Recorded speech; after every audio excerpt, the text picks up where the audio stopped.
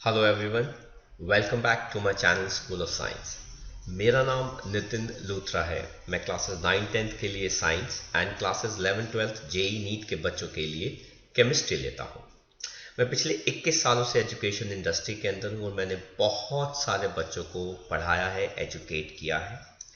मैंने बहुत सारे दिल्ली के टॉप स्कूल्स के अंदर काफ़ी सारे वैल्यू एडेड सेशंस भी कंडक्ट किए हैं बच्चों के लिए, टीचर्स के लिए, पेरेंट्स के लिए, जैसे stream selection, career counselling, expectation management, time management, how to attempt question paper and board classes के लिए specially crack the board session. ये वाले सारे सेशंस में एक एक करके आप लोगों के लिए भी ज़रूर अपलोड करूंगा, आप इनका बेनिफिट ज़रूर उठाइएगा। बट फिलहाल हम आज शुरू कर रहे हैं क्लास 11 का one very important chapter states of matter के साथ। हमने इसके पहले के लेक्चर्स भी अपलोड कर दिए हैं जिसके अंदर हमने वेरियस गैस लॉस पढ़े थे, देन हमने आइडियल गैस इक्वेशन पढ़ी थी, हमने काइनेटिक थ्योरी ऑफ गैसेस पढ़ी थी और फिर हमने उसका मैथमेटिकल एक्सप्रेशन पढ़ा था। अब हम पढ़ने जा रहे हैं Maxwell Boltzmann distribution curve for molecular speeds या एनर्जी। अब मैक्सवेल एंड बोल्ट्जमैन ये हमारे दो साइंटिस्ट थे जिन्होंने स्टडी किए मॉलिक्यूल्स की स्पीड को एक कंटेनर के अंदर। उन्होंने ऑब्जर्व किया एक कंटेनर के अंदर एक पर्टिकुलर टेम्परेचर पर, at constant temperature,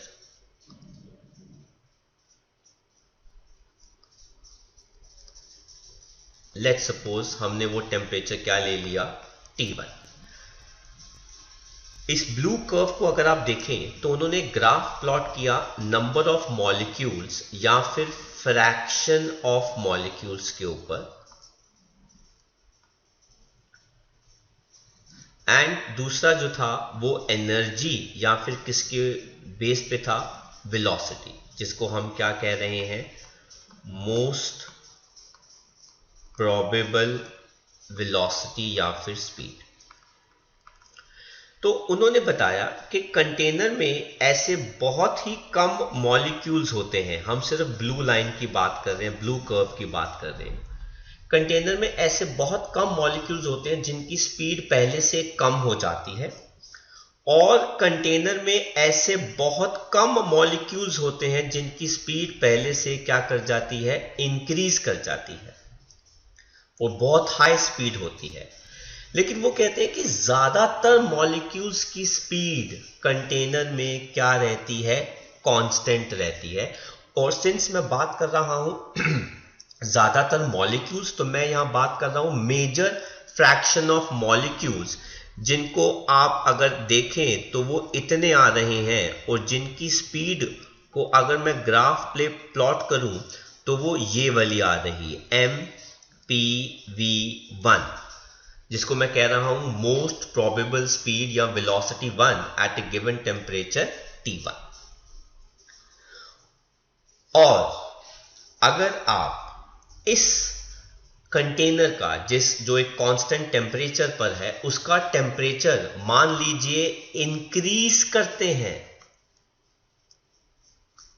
तो उस केस के अंदर अगर आप देख सकते हैं जो कर्व है वो राइट साइड की तरफ शिफ्ट हो रहा है, और पहले से फ्रैक्शन ऑफ मॉलिक्यूल्स कम हो रहा है, लेकिन उनकी स्पीड जो है वो क्या कर रही है, पहले से इंक्रीज कर रही है। इसका मतलब है कि जब हम टेम्परेचर इंक्रीज करते हैं तो कुछ मॉलिक्यूल्स अपनी स्पीड बढ़ा लेते हैं, क्योंकि वो पहले कम स्पीड पोजेस कर रहे थे, अब उनकी स्पीड ज्यादा हो गई। इस वजह से जो रेड कर्व है वो ब्लू के बाद आ रहा है। मतलब अब वो वाले मॉलिक्यूल्स जिनकी स्पीड पहले बहुत कम थी, पहले से क्या कर गई है, इंक्रीज कर गई है। इस वजह से मैक्सिमम फ्रैक्शन ऑफ मॉलिक्यूल्स पहले से कम हो जाता है।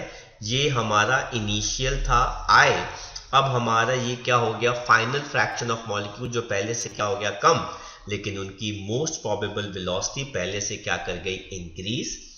एंड जो फ्रैक्शन था या जो नंबर ऑफ मॉलिक्यूल्स थे जिनकी स्पीड बहुत ज्यादा थी, उनका भी फ्रैक्शन या नंबर जो है वो पहले से क्या कर गया, इंक्रीज कर जाता है।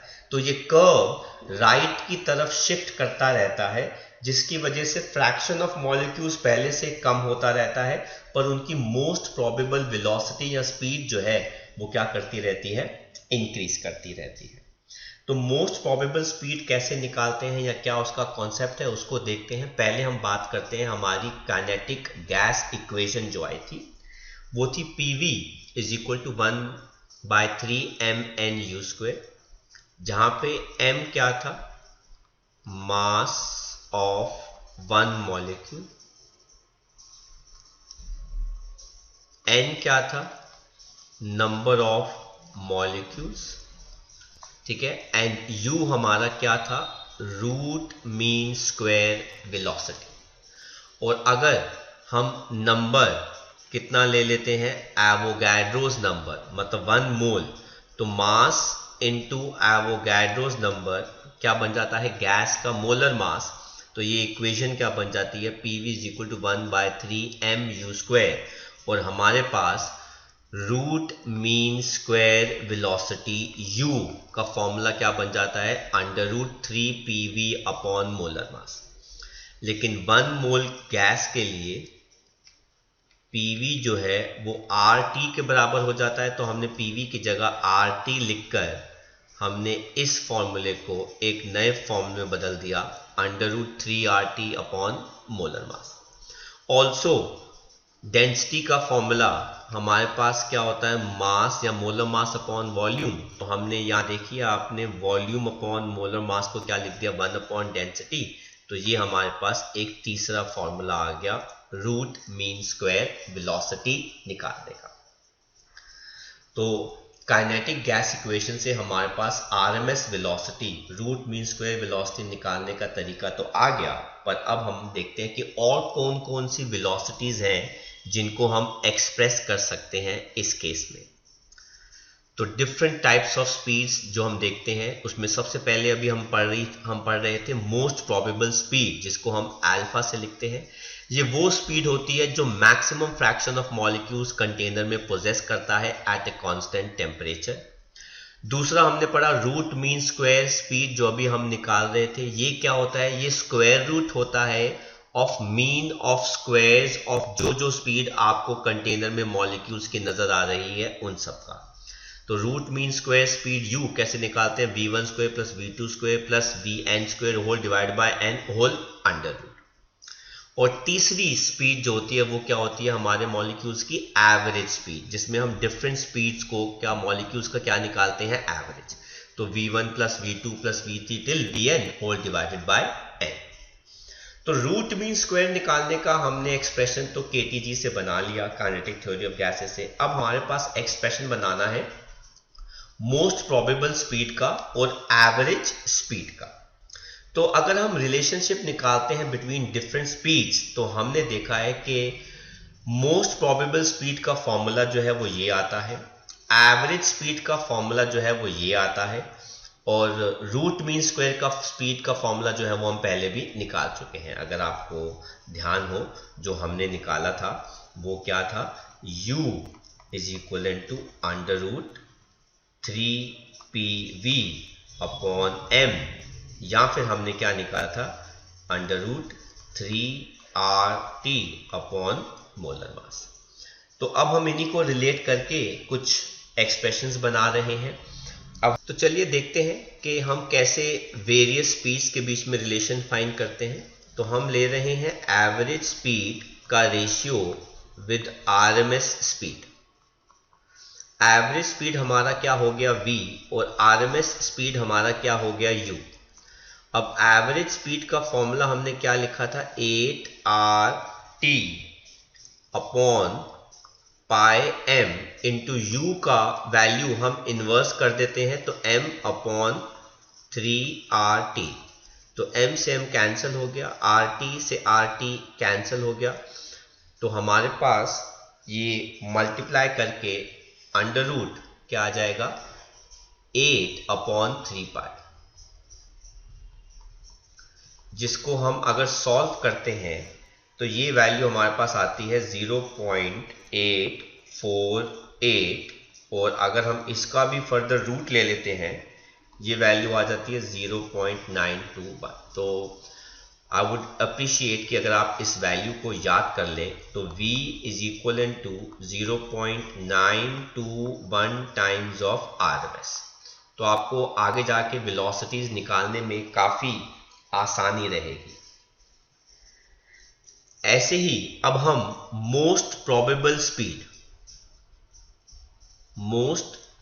स्पीड और RMS स्पीड का क्या निकालते हैं रेशियो। तो मोस्ट प्रोबेबल स्पीड हमारे पास क्या हो गया अल्फा, और RMS हमारे पास क्या हो गया u। तो मोस्ट प्रोबेबल स्पीड का फॉर्मूला क्या हो जाएगा, √2RT अपॉन मोलर मास, और u का इन्वर्स करते हुए मोलर मास अपॉन 3RT। तो ये सब कैंसिल हो गया, हमारे पास क्या आ गया √2/3, जिसको आप सॉल्व कर लोगे तो ये वैल्यू 0.816 आ जाती है। That is alpha is equal to 0.816 times of RMS। Most probable speed जो होती है वो 0.816 टाइम्स किसके हो गई, RMS के।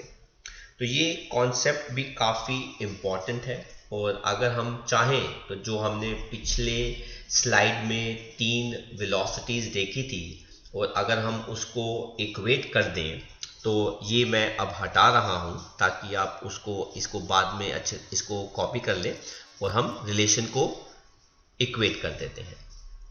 तो ये देखिए हमारे पास most probable velocity, average speed और URMS का रेशियो निकाला। जब हम इनको सॉल्व करते हैं तो ये वैल्यू कुछ ऐसी आती है, जिसको हम अगर फर्दर सॉल्व कर देंगे तो ये वैल्यू रेशियो में 1.414:1.595 विच इज इक्वल टू 1.732 आ जाती है। जिसको और अगर हम सिंप्लीफाई कर दें तो आपके पास ये रेशियो आ जाता है between most probable speed, average velocity and RMS velocity. But ये रेशियो का इस्तेमाल कम होता है, बट जो हमने अभी जो डिराइव किया था रेशियोज बिटवीन एवरेज वेलोसिटी और RMS और मोस्ट प्रोबेबल स्पीड और RMS, वो ज़्यादा इस्तेमाल होता है, राइट। तो आई होप आपको वेरियस वेलोसिटीज़ का कॉन्सेप्ट जो है वो समझ में आया। तो देखते हैं NCERT की एक्सरसाइज के सप्लीमेंट्री का ये क्वेश्चन है। एक्सरसाइज का हमारी एक्सरसाइज में 23 क्वेश्चन है, पर 2 क्वेश्चन उन्होंने ऐड किए हैं इस टॉपिक के ऊपर बेस्ड। ये है 24th क्वेश्चन, जो कहता है कि आपको रूट मीन स्क्वायर स्पीड, आपको एवरेज वेलोसिटी और आपको most probable velocity carbon dioxide molecule के लिए निकालनी है। तो हम इसको यहीं पे कर देते हैं। तो हम जानते हैं कि रूट मीन स्क्वायर वेलोसिटी मतलब u निकालने का फॉर्मूला क्या होता है, क्योंकि हमारे पास टेम्परेचर है कितना 700 केल्विन, और हमारे पास कार्बन डाइऑक्साइड का मोलर मास आ जाएगा 44 U या ग्राम पर मोल। तो ये फॉर्मूला क्या होता है 3RT/m, और अगर आप इस u को सॉल्व करेंगे आगे तो 3R की वैल्यू हो गई 8.314 जूल पर मोल पर केल्विन। टेम्परेचर हमारे पास कितना आ गया 700, और मोलर मास हमारे पास 44 ग्राम पर मोल है, क्योंकि एनर्जी है तो एनर्जी में मास जो है वो kg में होना चाहिए, इसलिए मैंने 1000 से इसको डिवाइड कर दिया ताकि मैं इसको क्या निकाल सकूं kg पर मोल। तो अगर हम इसको सॉल्व करते हैं तो ये वैल्यू रफली हमारी कितनी आ जाती है 630 मीटर्स पर सेकेंड। 1-2 वैल्यूज ऊपर नीचे हो सकती हैं पर उससे कुछ फर्क नहीं पड़ता, पॉइंट डेसिमल मैंने राउंड ऑफ कर दिया। अब ऐसे ही अगर आपको इसके अंदर क्या निकालनी है एवरेज वेलोसिटी, तो अभी हमने पढ़ा कि एवरेज वेलोसिटी क्या होता है, 0.921 टाइम्स ऑफ आरएमएस वेलोसिटी। तो 0.921 टाइम्स ऑफ 630, तो ये वाली वैल्यू हमारी कितनी आ जाएगी, 580.23 मीटर्स पर सेकेंड। और ऐसे ही अगर हमको निकालनी हो मोस्ट प्रोबेबल वेलोसिटी, वो कितनी होती है, 0.816 टाइम्स ऑफ आरएमएस वेलोसिटी। तो 0.816 टाइम्स ऑफ आरएमएस हमारा कितना है, 630। तो ये सॉल्व करेंगे तो ये अप्रॉक्सीमेटली हमारी कितनी आ जाती है, 514 मीटर्स पर सेकेंड। क्योंकि मास केजी में होना चाहिए, इस वजह से हमने यहाँ पे 44u को इसमें डिवाइड किया 1000 से। तो ये हमारे 3 आंसर्स आ जाते हैं। ये पहले पार्ट का आंसर हो गया, ये दूसरे पार्ट का आंसर हो गया, और ये तीसरे पार्ट का आंसर हो गया। नेक्स्ट क्वेश्चन जो हमारा आता है वो है एक्सरसाइज का 25th क्वेश्चन। कहता है calculate the temperature at which average speed dioxygen की equals that of dihydrogen at 20 kelvin. तो मॉलिक्यूलर मास डाई ऑक्सीजन का कितना आ गया, 32। मॉलिक्यूलर मास डाई हाइड्रोजन का कितना आ जाएगा, 2। और इसके लिए हमें टेम्परेचर भी दे रखा है, वो कितना है, 20 केल्विन। दोनों की एवरेज वेलोसिटी की बात हुई है। तो एवरेज स्पीड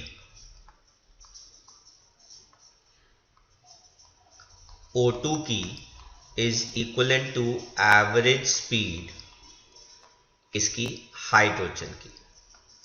तो कॉन्सेप्ट क्या होता है फॉर्मूला एवरेज स्पीड का, तो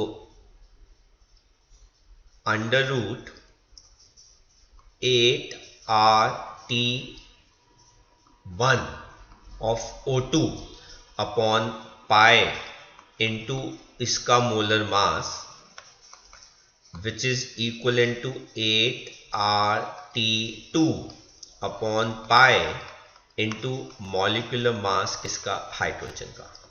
अब देखिए रूट से रूट कैंसिल हो गया, 8RT पाई कैंसिल हो गया, 8R और पाई कैंसिल हो गया, T कैंसिल नहीं होगा सॉरी। तो हमारे पास क्या आ जाएगा, टेम्परेचर डाई ऑक्सीजन का जो हमको एक्चुअली निकालना है अपॉन ऑक्सीजन का मोलर मास, वो कितना हो गया 32 which is equal to temperature T2।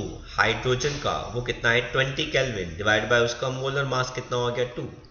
तो ये आप कैंसिल कर देंगे तो आपके पास टेम्परेचर कितना आ गया 320 केल्विन। तो ये हमारा कॉन्सेप्ट था molecular Maxwell Boltzmann distribution curve का ऑफ वेरियस स्पीड्स एंड कैसे अलग अलग speeds most probable average velocity RMS एक दूसरे को रिलेट होती हैं, इक्वेट करती हैं, और कैसे आप उनकी कैलकुलेशंस को निकाल सकते हैं। मैं मानता हूं थोड़ी कैलकुलेशन डिफिकल्ट है, बट कुछ केसेस जैसे एक्सरसाइज 25th क्वेश्चन में कैलकुलेशन जो थी काफ़ी अच्छी थी, तरीके से थी, आपको फॉर्मूलेज को क्या करना था, रिलेट करना था।